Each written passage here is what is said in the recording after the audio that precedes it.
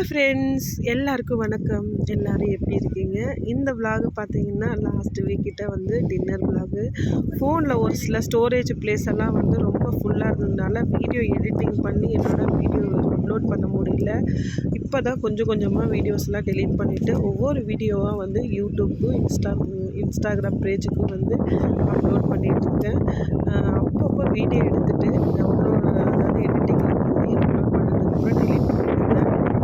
Video வந்து ரெகுலராக upload பண்ணுறவங்க வந்து ரொம்பவே ஈஸியாகிடும்.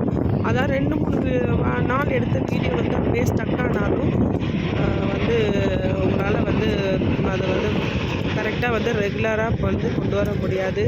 டின்னருக்கு பார்த்தீங்கன்னா இட்லி மாவு நல்லா சாஃப்டாக அரைச்சிருந்தேன். இட்லி மாவு வந்து ஓரளவு போதுமான அளவுக்கு இட்லி ஊற்றுற அளவுக்கு செப்பரேட்டாக எடுத்து வச்சுட்டு மீதி உள்ளதெல்லாம் ஃப்ரிட்ஜில் ஸ்டோர் பண்ணிவிட்டேன். அதுக்கப்புறம் சந்தையிலேருந்து நாட்டு கொத்தமல்லி கீரை வாங்கிட்டு வந்திருந்தேன். 10 ரூபான்னு தான் வாங்கிட்டு வந்திருந்தேன். நல்லா இருந்துச்சு டேஸ்ட்டு. கொத்தமல்லி, புதினா, கீரை வகைகள், அதுக்கப்புறம் வல்லாரை இந்த மாதிரிலாம் நிறையா வந்து பசங்களுக்கு கொடுங்க. நிறைய வந்து உங்களுக்கு ரொம்ப ரெஃப்ரெஷ்ஷாக பசங்களை வச்சுப்போம். இந்த புதினா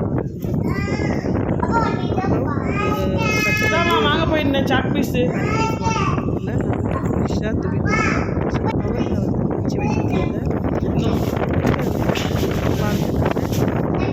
அதுக்கப்புறம் வந்து அரும்பு, முள்ளரும்பு இதெல்லாம் வாங்கிட்டு வந்து கொஞ்சம் கட்டி வச்சுட்டேன். எனக்கு ஃப்ளவர் வைக்கிறதுனா அவ்வளோ இஷ்டம். அதனால் அப்பப்போ ஒரு ஃப்ளவர் வச்சுட்டு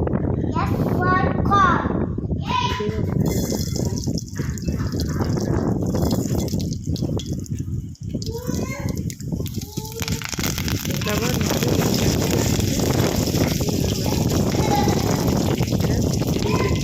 வைக்கிறதுக்கு எல்லாமே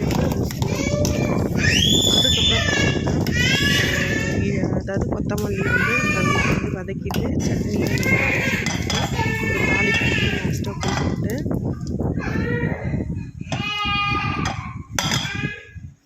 கூடவே பசங்களுக்கு சுடு தண்ணி கொஞ்சம் வச்சுக்கிறேன்.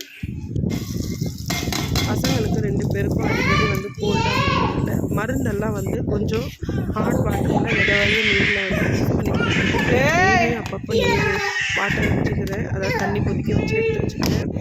இல்லைன்னா ஃப்ளாஸ்க்லேயே ஸ்டோர் பண்ணிப்பேன். இது என்னோடய பையனுக்கு வந்து 1 பாட் ரெசிபி. அதாவது வந்து ரைஸு, பருப்பு, கொஞ்சம் கேரட்டு, அதுக்கப்புறம் பீன்ஸு, தக்காளி, கொஞ்சம் வெங்காயம், சின்ன வெங்காயம், கொஞ்சம் சின்ன பூண்டு பல் இதெல்லாம் வந்து சேர்த்து மஞ்சத்தூள், உப்பு, பெருங்காயம், அதுக்கப்புறம் வந்து ஜீரகம், மிளகு இதெல்லாம் சேர்த்து நல்லா வந்து தண்ணியில் ஒரு 10 நிமிஷம் வந்து ஊற வச்சதுக்கப்புறம் குக்கரில் அவனுக்காக ஒரு குட்டி குக்கர் வச்சுருக்கேன். அதில் நல்லா வேக வச்சு எடுத்துட்டிங்கன்னா சூப்பரான பருப்பு சாதம் ரெடி ஆகிடும்.